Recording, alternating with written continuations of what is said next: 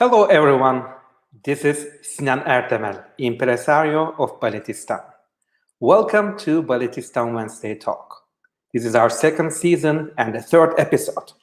Today we will be with Daphne Lee, company artist of the Dance Theatre of Harlem. Welcome, Daphne. Welcome, thank you. Thank you for having me. It's our pleasure. So to start off, can you please tell us how and when did you start dancing? Oh, wow. This is always my favorite question because I started dancing at the age of 3. But a little fun fact is that I was trained by my mother. My mother was born in London and she was actually a dancer. So of course I grew up around dance. That being said, I had no desire to become a professional dancer. I trained in all styles of dance: ballet, tap, jazz, modern, hip hop, lyrical, the works. But it wasn't until the age of 18 that I decided to take dance seriously. In addition to my dance training, I also trained at the Dance Theatre of Harlem summer intensives. And that was an opportunity for me to kind of see what this career could be like. And that kind of probably influenced my decision to go into dance full time. But that is how long I've been dancing, pretty much since I opened my eyes and there was a bar and mom was there. And that's how I was able to stay close to her and still engage in ballet.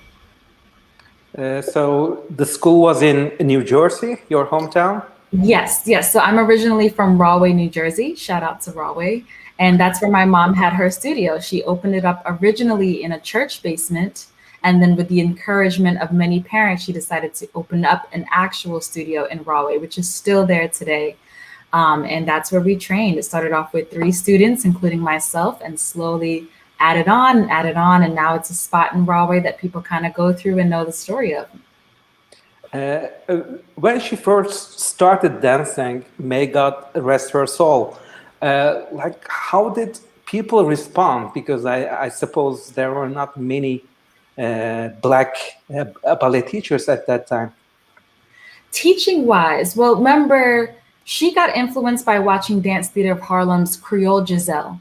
And from that opportunity at the age of 15 and transitioning at the age of 18 to coming to America to study dance, she immediately went straight to the Dance Theatre of Harlem school where she trained. So that was a big influence already because she was able to see everybody that looked like her, in addition to many of the Black dancers who were training in Europe. So by the time I came around, it was completely normal to see dancers of color, specifically in ballet. I grew up seeing tan point shoes. I grew up seeing tan tights. I didn't know what pink tights were until I had my first audition for summer ballet programs internationally and abroad and locally. So for her, it was quite normal. And she only had one incident when it came to teaching. One student was questioning whether, a ballet teacher could be of color. But other than that, it was something that people admired and just thought, oh, wow, this is excellent. And we'd want to train and just have somebody that looks like her. Representation is continuing to be a big thing here. So that was how she could do it. And from the studio, you got admitted to Ailey, Fordham Bachelor of Fine Arts. Can you tell us about the audition process, and maybe we can later get to your curriculum? So I decided to attend the Ailey Fordham BFA program in dance in New York City. And that's a program and a partnership between Fordham University at Lincoln Center in New York City and the Alvin Ailey American Dance Theatre. If you don't get into the 2 institutions, the Ailey School and Fordham, you cannot get your Bachelor's of Fine Arts degree. So I remember the audition being a grueling process. It was very long, definitely like ballet and then cuts and then going into modern rep and then cuts. And I had never done Horton technique before. I also had to do a solo. But something that was really significant about that day was the inauguration of President Barack Obama. So in the middle of the audition, they decided to bring us down to the theater to watch the inauguration and then all of a sudden go back to actually doing our auditions. So that was really, really amazing. A few weeks later, I got a call saying that I got accepted and I decided to go. That was not originally my dream school. My dream school was another place in New York City, but that program ended up being amazing. You get a mixture of academics. You're getting your dance classes, anatomy, kinesiology, Black traditions in American dance, music theory, faith and critical reasoning, so many different classes, anthropology. You're getting a mix of liberal arts in addition to dance. So it's one of the toughest programs that I've ever done. I think you had still some academic ambitions which made you pursue a master's degree. We will come back to that Yes. in a moment. But let's talk about dancing career before the Dance Theatre of Harlem. Yes. You danced in Oakland Ballet Company and at other places. Can you tell us about your repertoire there and your experience? Yeah, absolutely. So my career literally started in college. After my sophomore year in college, I got asked to apprentice with Alvin Ailey II. I apprenticed with them for a year, and then I joined the Alvin Ailey II company, where I toured 60 cities and 70 countries. That was my first real major professional job, and it was just exciting. Going to Italy for my 21st birthday, everywhere from Luxembourg, Poland, France, Germany, just all over, in addition to our hometown of New York City. So that was amazing, and doing the iconic Alvin Ailey rep. From there, I remember freelancing for a little bit, where I got an opportunity to work with Beyonce on a gig, which was out of nowhere because it was during my day off. I also got asked to work with Oakland Ballet through Graham Lustig, who had a small company in New Jersey already. So that was a way for me to transition from the modern dance world back into ballet, which was hard. Most dancers don't do that. Most dancers start in ballet and transition elsewhere. I did the reverse, which is not an easy feat. While I was at Oakland Ballet, it was during their 50th anniversary celebration. And I got to do some of the classics like La Fantastique Boutique, where I got to play like a doll with Tyler Rhodes from Colorado Ballet. And I got to do some more new work. So I got to do Afternoon of a Faun, the Nijinsky version, the original one with the blonde wigs. So I got to do a lot, and just really working with so many great artists from all over. From there, I freelanced with Collage Dance Collective in Memphis, Tennessee, and they offered me a full-time contract where I danced there for 3 seasons. Now there, I got to do an eclectic range of different works, from Darrell Grand Moultrie to Dwight Rhoden to Two Pigeons, I'm forgetting the name, by Anthony Dowd, or it was restaged by Anthony Dowd. White Swan, Pas de Deux, like so many different works there, from dancing in water to dancing in socks to dancing in point shoes to dancing to Aretha Franklin. So Collage really gave me the best of both worlds and allowed me to use all of my training in one company. And then I transferred to Dance Theatre of Harlem, where I have been for the past 3 seasons, doing everything from Balanchine to Annabella Choa Lopez, all in between. Now, maybe we can talk about the Dance Theatre of Harlem, and maybe some of our audience didn't have much knowledge about that particular company. You talk to me about it briefly. Can you tell us the history of the theater? And I believe it's a very important cultural landmark in the American dance world. Absolutely. Can you tell us all about that? Yes. So I danced for Dance Theatre of Harlem, and Dance Theatre of Harlem was founded by Carol Shook and Arthur Mitchell. Arthur Mitchell happened to be the first African-American principal dancer of the New York City Ballet.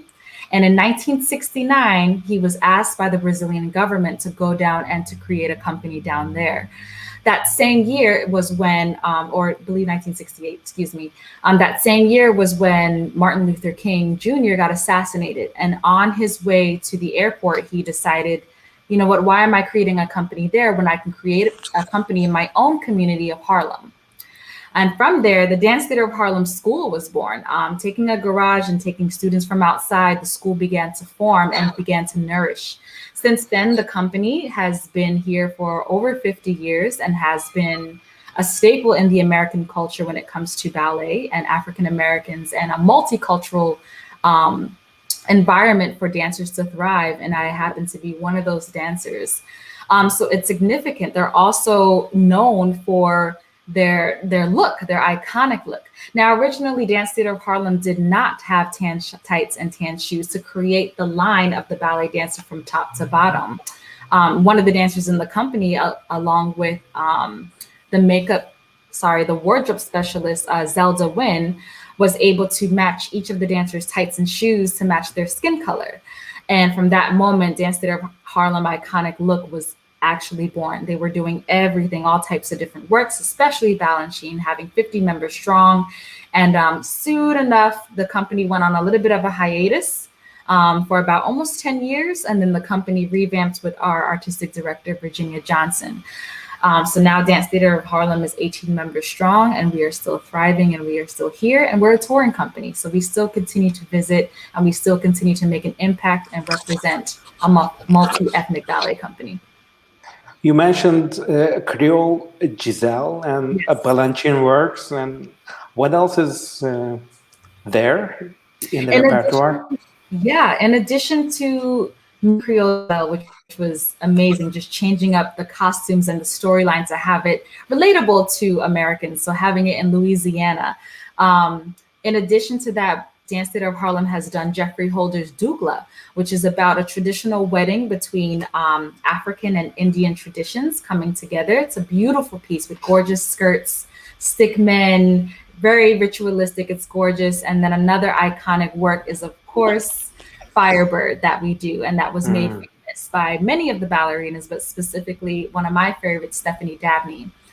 So there's so much history that Dance Theatre of Harlem has in terms of iconic history, who they've met, where they've traveled. It's just big works in general. We're no longer at that big company stage at this moment. It will change, but it's amazing to still be a part of that iconic history that we still share, and we're still here. So what roles are you preparing right now, and what is your dream role? Dream role. Okay, so at the moment, we're just now getting back into the studio for our second slot. What we've been doing during the entire pandemic is moving things online, but also doing little bubble residencies. We did one in Cotspan where we were working on filming things for the fall and holiday season. And we also, again, did another residency in Chautauqua in upstate New York, also filming different things for performances, online performances, and things like that. Next week, we actually will be back in the studio preparing for more performances, hopefully this summer coming up. Nothing to be revealed at the moment. There's talks about tours, but nothing is confirmed at the moment. But my dream role, well, of course, for Dance Theatre of Harlem, I would love to play the Firebird, even though it's a short little ballet, but I was obsessed with Stephanie Dabney, I still am. And that would be a role I'd love to take because I love drama, I love playing characters.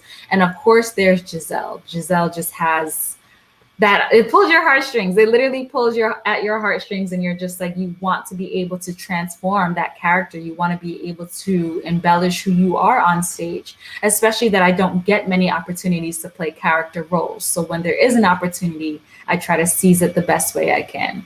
But those are some of the things that's happening here at Dance Theatre of Harlem, and those are some of my dream roles that I would love to play. Right, and can I ask you a question about the current state of diversity in the ballet? Obviously, ballet has aristocratic origins going all the way to the medieval courts in Europe. For example, do you think that there are enough role models for aspiring young dancers of color? I think we have some, but there's not tons yet. I think the new generations of Black ballet dancers, men and women, and all in between, are starting to label and starting to notice that community. It's going to happen because when you're seeing the auditions, you're seeing them come out, you're seeing them wanting to be a part of this art form, because it's not a white art form, it's a human art form. And I think everybody is entitled to learn the aspects of ballet. So I think we have many representations. For example, we have a platform called Members of Blacks in Ballet. And on that platform, there's over hundreds of Black dancers, Black ballet dancers who went through or were a part of or is currently still on roster for Black ballet artists. There's another platform called Brown Girls Do Ballet. So they're seeing all these people, and we're making connections from people like myself to Michaela DePrince, to Precious Adams, to Amanda Smith, to Stephanie, everybody at Dance Theatre of Harlem, to everybody overseas, Nikisha Fogo, Kimberly Braylock, Olivier, like there's so many icons now of people that are representing Blacks in ballet that it's now getting to that point where it's normalizing a little bit, in addition to Misty Copeland headlighting all of that, but also looking at our research of who came before us. So you're thinking about Raven Wilkinson, who was really one of the first. You're thinking about Carmen de Lavalotte's cousin, Janet Collins. You're thinking about Lauren Anderson, who actually was one of the first principal Black dancer in general, the first. So there's all these people, and it's just about sourcing. It's just about understanding the history, relating that to the next generation, and encouraging them. The more they see of us, the more it's normalized that, oh, wait, this is the history of ballet in the course of Europe. That's great. But then here we are now, and here's our other history, and how can we integrate the two? And then a lot of my research, which I did with my master's, which we'll talk in a little bit, is based on connecting your ancestry to ballet royalty. So Black ancestry and Black royalty, and how that connects at the same time with ballet royalty to create that idea that we also belong to this art form. What do you do, like personally, to break the stereotypes of ballet? Like I read something about you offering like scholarship for dancers of color. Breaking the stereotypes of ballet. Well, we have to start with decolonizing our standards for what ballet is. That's number one. So, for example, I'm going to actually show this picture.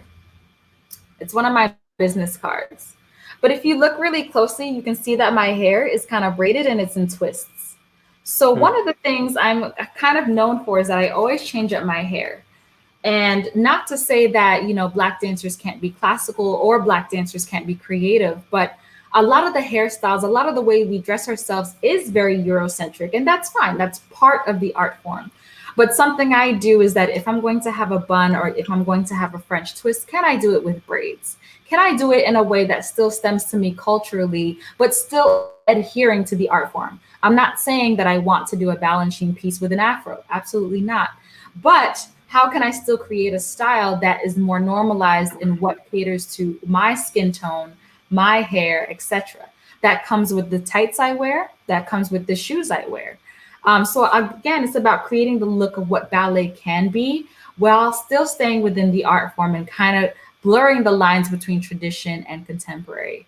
In addition to being a ballet artist, I wanted to be able to focus on dancers who were trying to get their education, trying to delve deeper into their craft through the institution. And I decided to have a scholarship in my name. It's the Daphne Lee Artistic Legacy Award, and it's a $2,500 scholarship that I've been giving out for the past 3 years to help women of color study dance or study any of the performing arts in any institution that they wish to study. So that's something I've been able to try give back here and there. But yeah, I had no idea that I was going to do it this soon. And of course, I want to give more. Of course, I want to hand out more scholarships. But, you know, I don't know how many ballet dancers are currently doing that. So that's something that I want to give back to my community by having that scholarship, as I'm passionate about students studying in school and becoming well-rounded. So they can apply through your webpage, right? They can apply through my webpage. Traditionally, it's always February to May. The deadline has now passed, and I'm currently picking someone for June 19th, which is also Juneteenth. So they're closed, but they will reopen February 2022 for any BIPOC female that is going to school for a performing art. So it's going to be like scholarship for like all the years in the conservatory?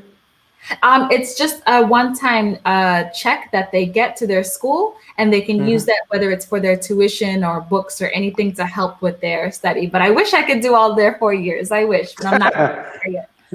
Like I hope it's gonna evolve to that. Yes. After like receiving funding from some absolutely organizations, I hope. Yes. So you recently received Master of Fine Arts from Hollins University. Yes. Can you tell us about your dissertation?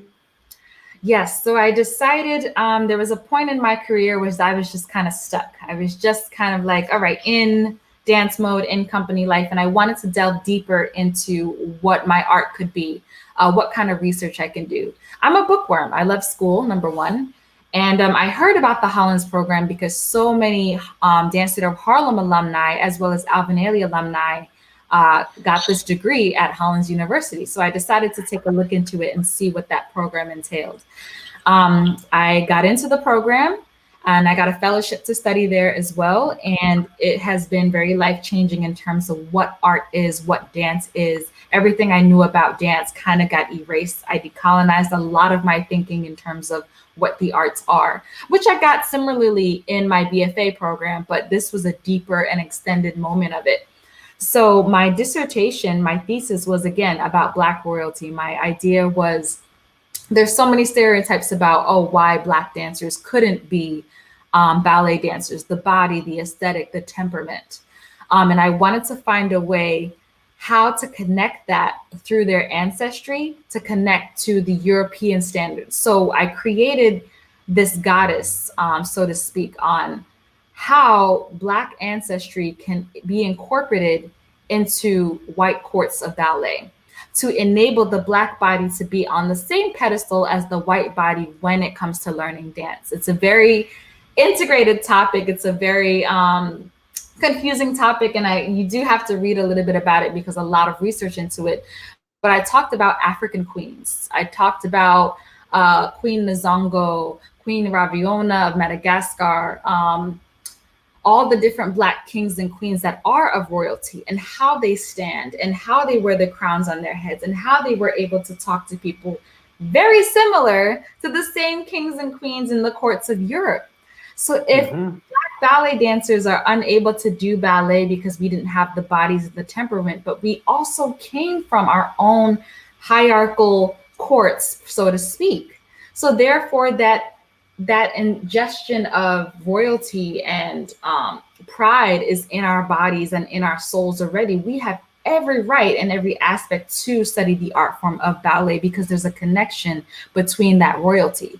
I'm not trying to enhance hierarchy, but I wanted to use that as a moment to use your identity to figure out where you are as an artist. And I actually spoke to 3 different artists, including Wendy Whalen, about what it means to be on stage and what it means to bring royalty to your dancing. And that was a big part of my research.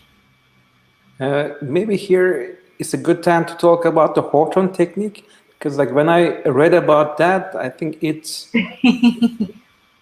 encapsulates some like Native American dancing as well. Yes. So when I was at the Ailey School, one of the techniques that you do get to learn is the Horton technique by Lester Horton. It's very angular, it's very lateral, it has a lot of flat backs, and it deals with lengthening the body, but also fortifying the body as well. It was a technique that I was not familiar with at all. So when I got to the school, I was just like, oh no, I knew certain things, but not enough to really get extended into that technique. But that technique really allowed me to teach, allowed me to share and fortify the body, dealing with roll downs, lengthening out the Achilles. And it's something that Dance Theatre of Harlem uses me now to help with strengthening the body and teaching. In addition to ballet, I'm able to teach a modern aesthetic as well. And I'm working on my Pilates certification where I get to delve into that. So I think I'm trying to have as many tools as I can under my belt. So here you are teaching Horton technique? Yes, so here I'm teaching an online Horton class to YouTube, and I'm going over what we call a primitive squat. So that's where you kind of leave your chest where it is, you stick your butt out, and you kind of do a nice squat all the way down, allowing the body and the torso to go in between the knees, but tractioning the knees over the toes. So yes, Lester Horton took this technique back in the 1940s. He actually had his own company, and it was the first integrated company. You can see my Scotty in the background. And it actually was an amazing technique that he took from those dances, the birds, the spinal twist, the Egyptian walks, all of those kind of things with the dynamics of the body. Alvin Ailey then took over the company and then decided to start his own, which is why there's the Alvin Ailey American Dance Theatre, which is where a lot of the technique is based on that Horton technique, but it's not the only thing. You need everything else. You need your ballet, you need your African, you need your hip hop, you need it all in between. And you're also teaching in person. in some institutions. Can you tell us about your teaching philosophy? And my next question is, sorry, like, would you consider teaching as a career after your stage life? Are you passionate about teaching? I think yes and no. I am passionate about teaching. I think I just don't want audience members to think that's the only thing that dancers can do after they're done with the stage. For example, there are many dancers that work for Google, that work for Amazon, that work for the Chelsea Clinton Foundation, excuse me. I think it's about the skill set. I know one thing about me, I do like to teach, I do like administrative work, and I also like to choreograph. So I don't know where I can go. The possibilities are endless. I also know I want to dance on Broadway. So I'm thinking with my master's degree, I've gotten opportunities to work at many different universities as a guest teacher. I've gotten to judge competitions internationally. I've gotten to do international exchanges with different communities in the Caribbean. So I think my universe is kind of slowly designing this outside path that I'm looking forward to after dancing. That's going to allow me to still travel, but also allow me to engage with the next generation of performing artists. So you'll have to stay tuned. We definitely will. And can we talk about your other dance projects? I heard something about Black Iris. Yeah. So in addition to Dance Theatre of Harlem, Black Iris Project was founded by Jeremy McQueen, who is also an Ailey Fordham alumni, amazing artist, was also on Broadway.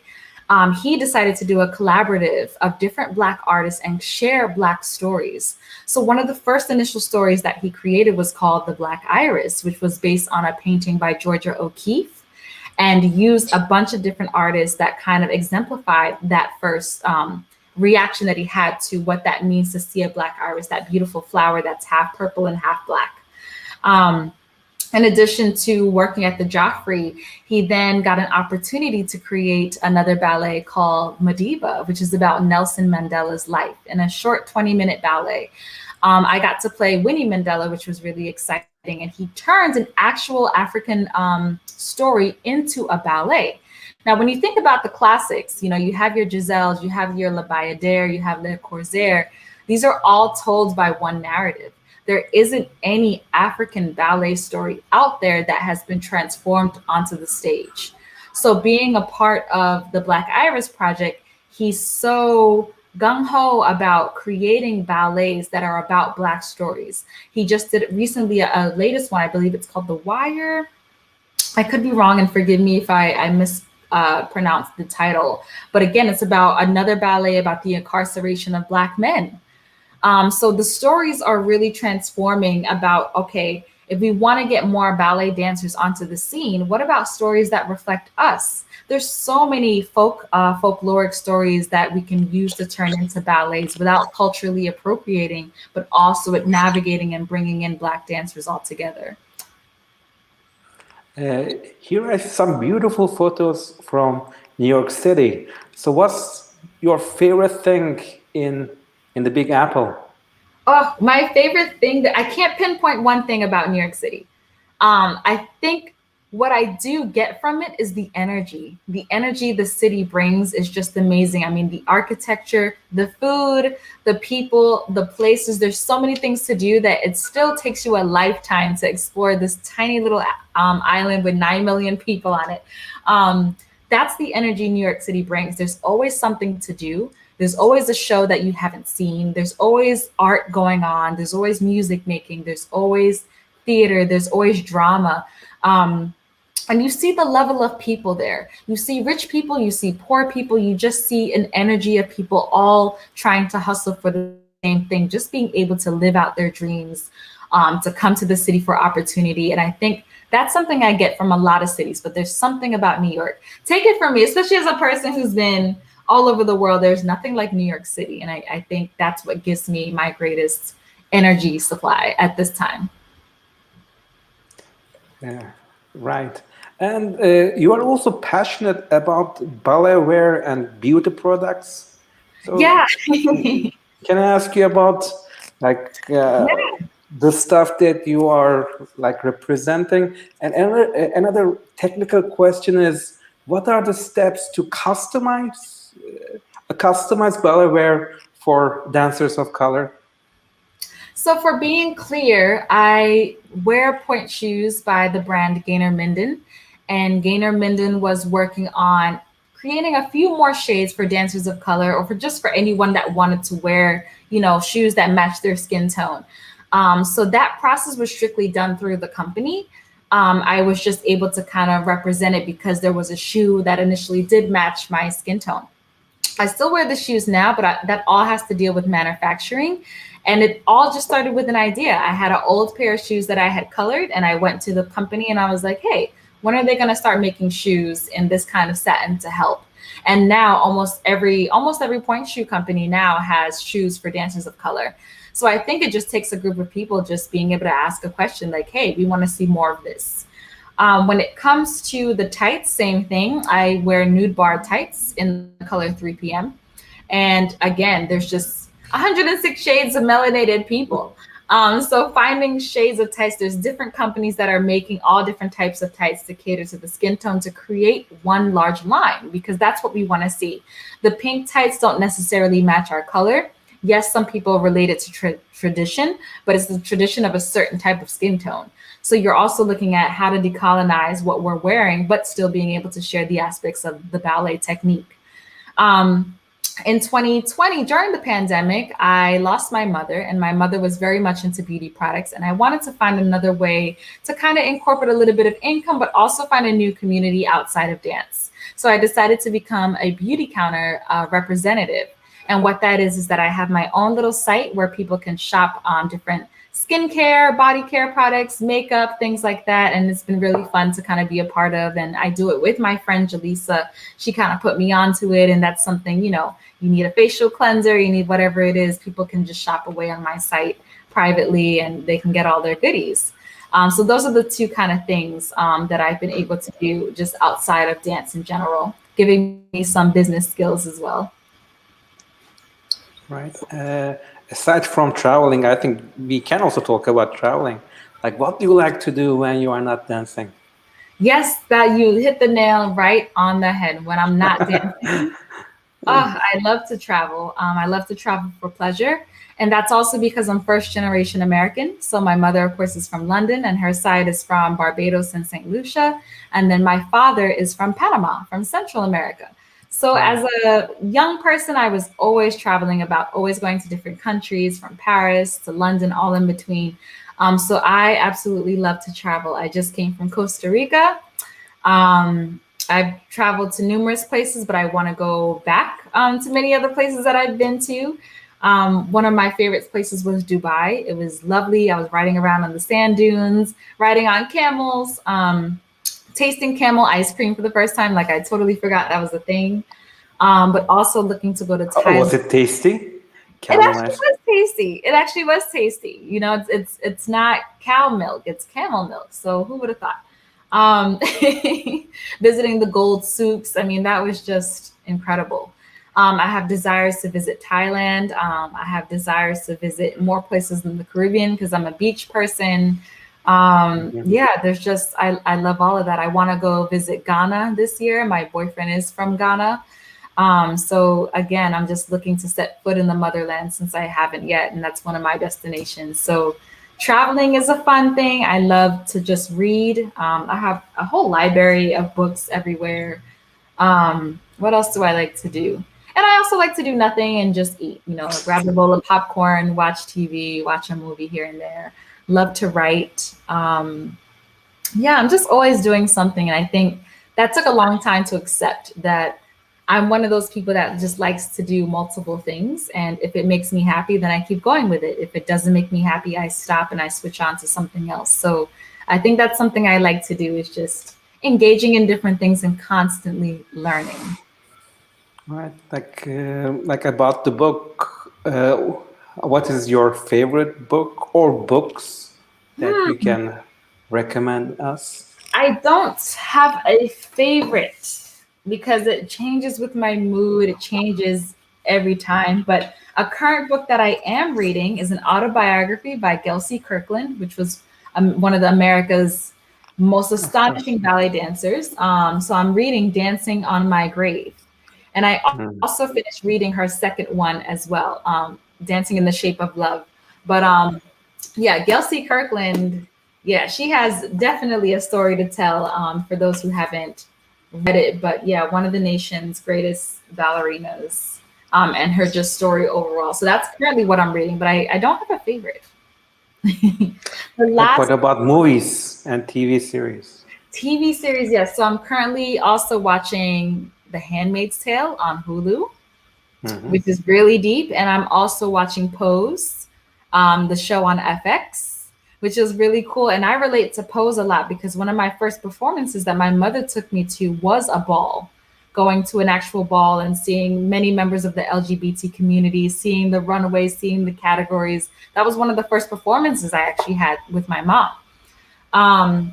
So yeah, the last movie I watched was A Haunting in Connecticut. One thing my boyfriend is really good at is making me watch scary movies. I used to have such trauma watching scary movies.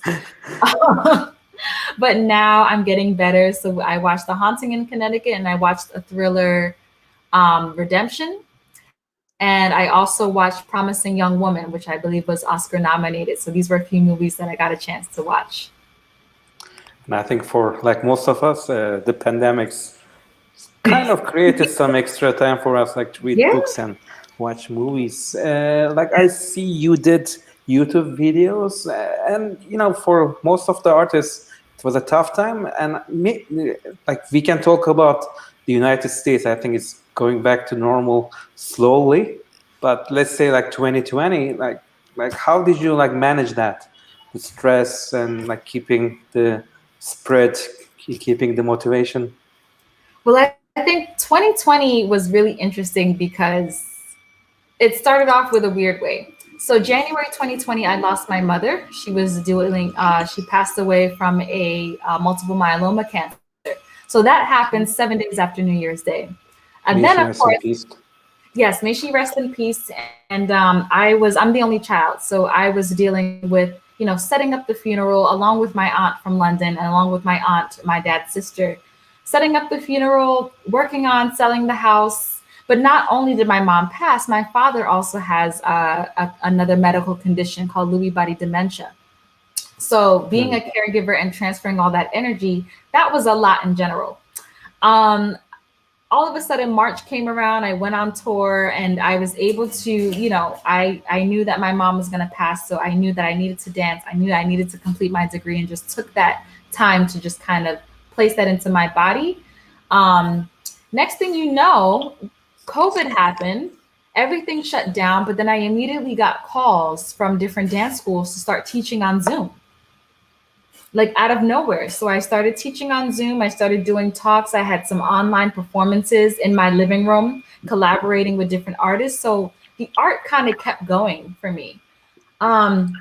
Mentally, in my spare time, because I couldn't go anywhere, my boyfriend, who was also a nurse, he would come from work and I lived right next to a park. So we would go to the park and just kind of get some fresh air, just kind of decompress. I would kind of do some mental praying, mental stability. I would talk to my therapist. So I found times to really kind of showcase that balance and just kind of, you know, take one thing at a time. It wasn't easy because I had so many bills and paperwork and taxes and things I had to do that my father couldn't do. But yeah, it was definitely, I don't know how I got through it. I just, you know, it's all on faith. Yeah. For the rest of the world, I mean, for me personally, it was mostly pandemic, maybe some economic downturn. But I think like US also went through some crazy times. Yeah.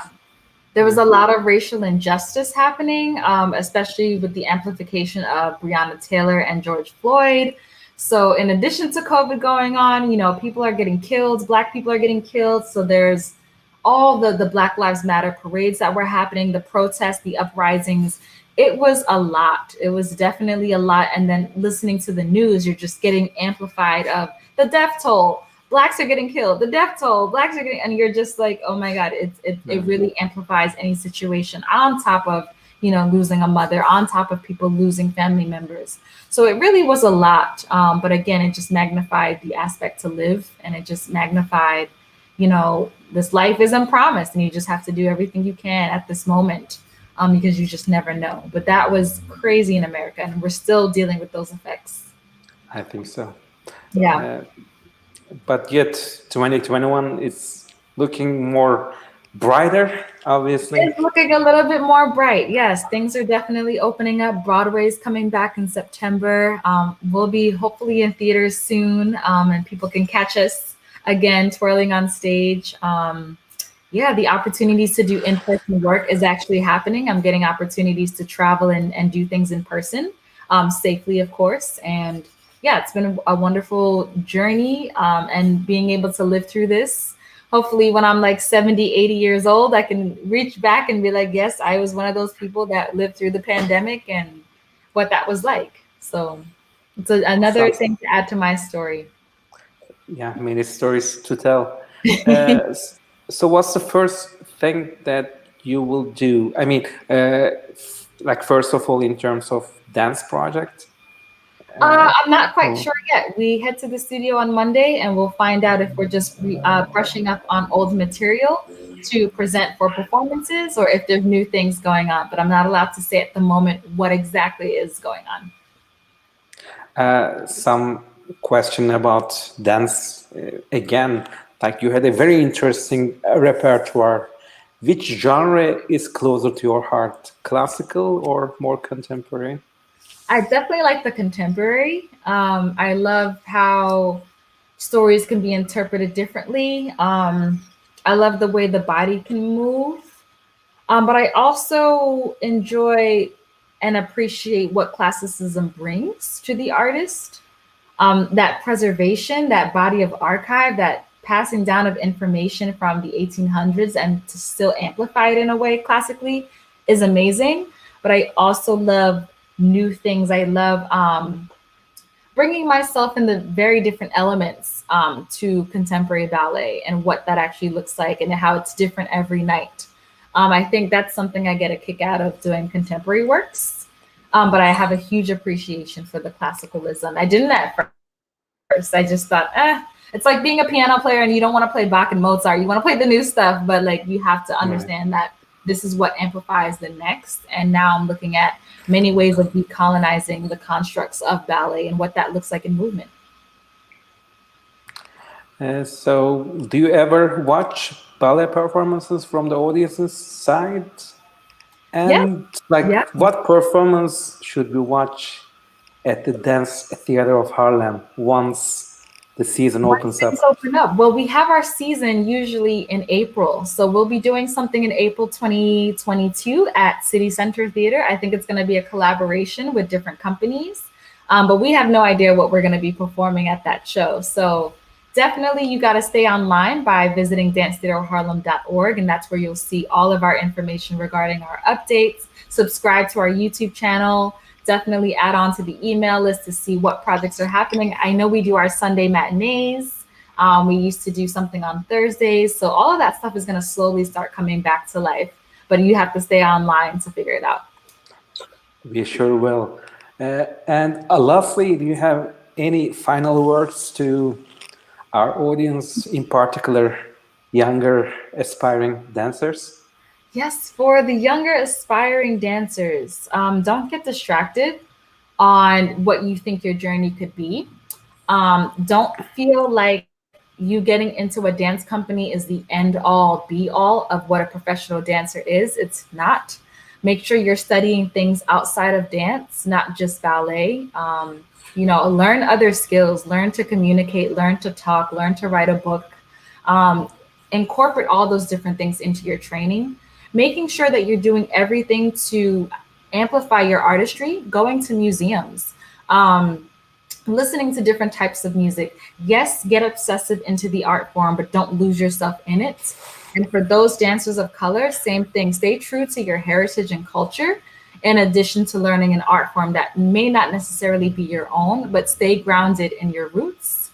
And know that dance can be many different things. There's visual platforms, there's media and dance. There's so many different aspects. There's teaching, there's entrepreneurship, and just know to broaden your horizons when it comes to the art of dance.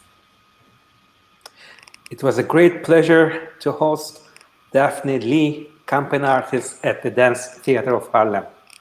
Yes, thank you for having me. Thank you. Yeah. Have a great day. Goodbye, everyone. Yes, see you soon.